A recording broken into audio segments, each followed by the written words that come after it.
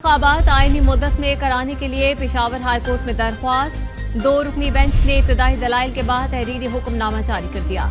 लिखा, अदालत इस नतीजे पर पहुंची है कि इलेक्शन जनवरी 2024 के आखिरी हफ्ते में शेड्यूल है। इंतखाबात से मुताल्लिक़ की समाअत जो है पेशावर हाई कोर्ट में हुई है और अदालत ने अब इस पर तहरीरी हुक्मनामा भी जारी कर दिया है। अदालत ने वफाकी हुकूमत और जो बड़ी सियासी पार्टियां हैं उनको भी नोटिस जारी कर दिया है। अदालत ने करार दिया है कि फरीक़ैन के दलाइल सुनने के बाद अदालत इस नतीजे पर पहुंची है कि हुकूमत ने 2024 के आखिरी हफ्ते जनवरी 2024 के आखिरी हफ्ते में इलेक्शन शेड्यूल किया है।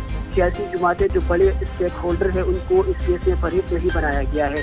अदालत जो है उनको भी इस केस में फरीक बनाती है और उनको नोटिस जारी किया जाता है। जो बड़ी सियासी पार्टियां हैं उनमें जमात इस्लामी, अवामी नेशनल पार्टी, जमीयत उलमा इस्लाम, पीपल्स पार्टी, मुस्लिम लीग नून, PTI और मुत्तहिदा मजलिस अमल को भी नोटिस जो है वो जारी किया जाता है।